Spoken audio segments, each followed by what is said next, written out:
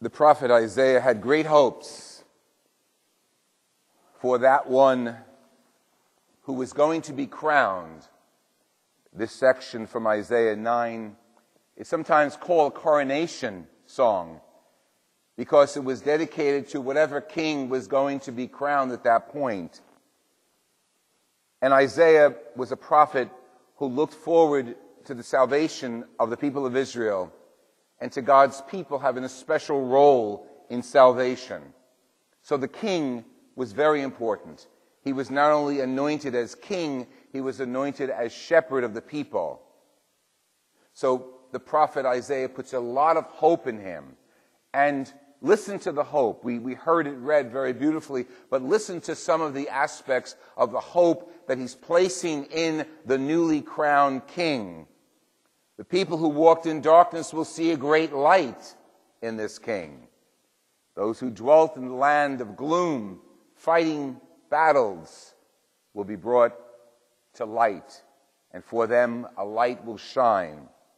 They will rejoice, and they will take all of their weapons and get rid of them, basically. And every boot that trampled in battle under the leadership of this king, every cloak that was rolled in blood will be burned, trashed aside, because now this child to be born to us, this son, is special.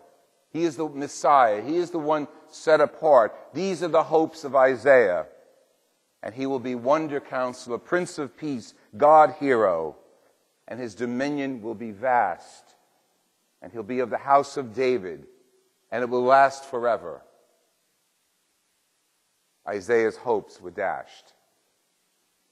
Isaiah's hopes were not realized in any of the kings of his lifetime, in any of the kings of Israel.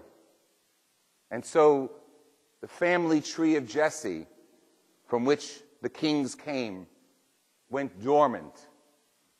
And earlier in the season of Advent, we heard the hope that out of the stump of the family tree of David, a shoot will blossom and a flower will come forth. And our hopes ride on that person. And he is the Wonder Counselor, Prince of Peace, Father forever.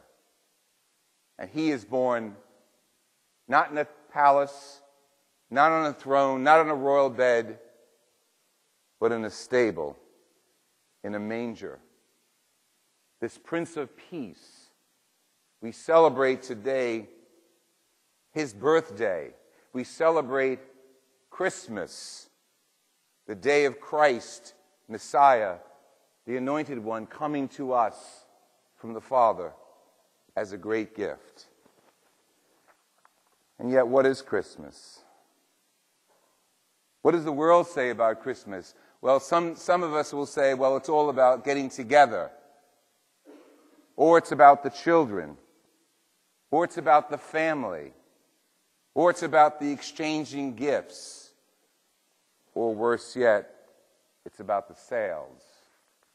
Or the midnight madness that goes on even now, even Christmas Eve. If you get to the right store at the right time before midnight, you'll be able to get maybe 50, maybe 75% off of the items of your choice. I didn't hear that proclaimed in Isaiah. I didn't hear a sale pitch from Isaiah. He was talking about Prince of Peace, Father forever, and his dominion will never end. And yet historically, the dominion of that prince that he prayed for and praised did end, and the lineage went dormant until Bethlehem. What is Christmas? For various people, this day is the summation of the prayers of Isaiah, the Messiah being born to us, Wonder Counselor, Prince of Peace, Lord forever, source of our entrance into eternal life, Messiah, the Anointed One set aside. But the world has a different view, doesn't it? Sometimes If we ask what is Christmas, we might hear it's about Santa. It's about the man with the red suit. Or it might be about the warm, cuddly feelings you get starting late October as the orange of Halloween is put aside and the red and green of Christmas, celebrating the birth of the Messiah, is brought out.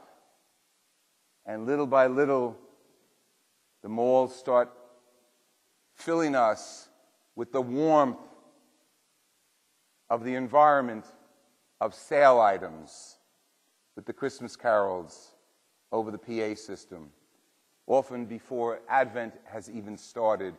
The 4 weeks preparing for this day. Christmas did not start 4 weeks ago. Christmas did not start October. Christmas starts tonight and goes forward. The day in which we celebrate the Messiah. But for some, maybe the parents, Christmas is a hectic time of year, a time in which they're called to please everyone and to get everything on everyone's list. I didn't hear that in Isaiah. Maybe I missed it. Maybe we all missed it. I didn't hear that being proclaimed by the angels on that first Christmas to shepherds or anybody. I didn't hear them proclaim that now is a time for merchants to sell and meet the bottom line before the end of the year. And yet, the world has taken the birthday of the Messiah that we just read about and were prepared for, and has done something else to it. For shoppers, it's a time of hunting expeditions and bargains.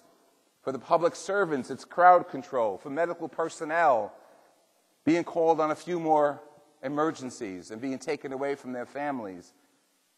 Maybe because those, and not always the case, in those emergency situations, were celebrating well prior to Christmas a birthday of somebody else. The Christmas spirit of the past, Christmas spirit of the future, Christmas spirit found in a whole array of alcoholic beverages. And so the medical personnel are called out. So Christmas to them means blotting up what's left on the road. Maybe to pastors, all Christian pastors, it means renewing a relationship with many of their parishioners, coming back home. Each of the masses has its own unique. Each of the Christian services have their own unique flavor and celebration. And everybody's up, and the spirit is up, and the spirit is praising and warm and friendly. And yet I didn't see that in Isaiah either. I missed that somehow when Isaiah was looking forward to he who was going to be set apart, Prince of Peace. And because of him, the world would be at peace, just not there in my reading of Isaiah. And for the choirs, not only our beautiful choir, but for choirs in all the churches, an opportunity to belt out the joy, the alleluias, the glorias, reminiscent of that first Christmas. And for the mourning, a time of sadness as they miss their dear ones in a very special way. Because we all know Christmas is supposed to be a cheerful season with no realism associated with it. A cheerful season even for the military, even for the poor, even for those left out and off of lists. But yet that first Christmas was in a stable, in a manger, where animals hung out.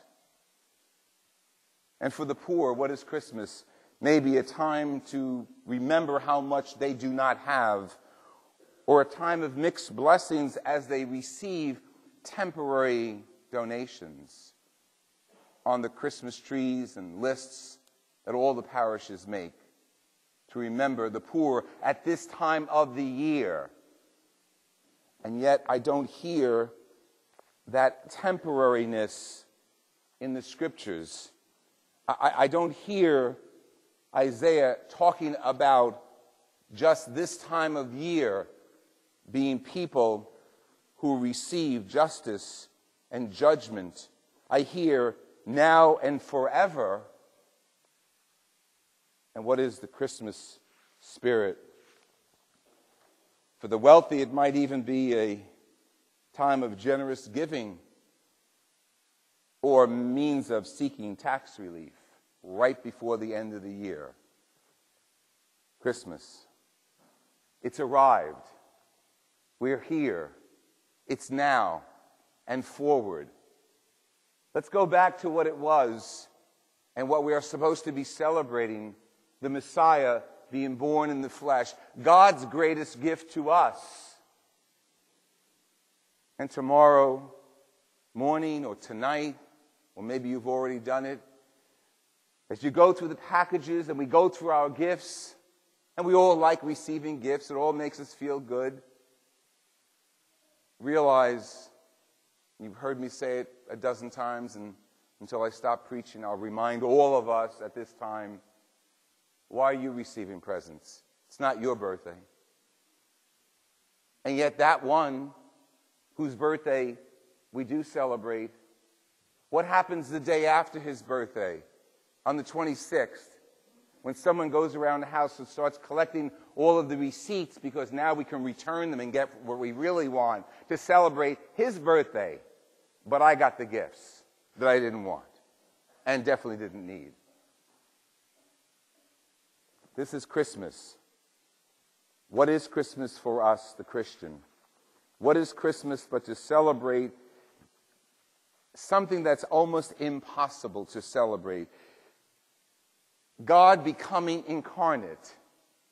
God becoming one of us, reminding us to be incarnate to each other, reminding us every day to feed the hungry and give drink to the thirsty and celebrate people and go out to the mourning and go out to the sick and go out to those who are disenfranchised and go out in justice every day. Not on the 24th and not on the 25th and definitely not in October, but every day. Today is a day of hope, a day of light. The Messiah's light is ours. We have a corner on the market, we who believe. He's ours, and we are entrusted to inflame the world with his life and his light. This is the day that Christ is born, and we are reborn. Merry Christmas. What is it to you?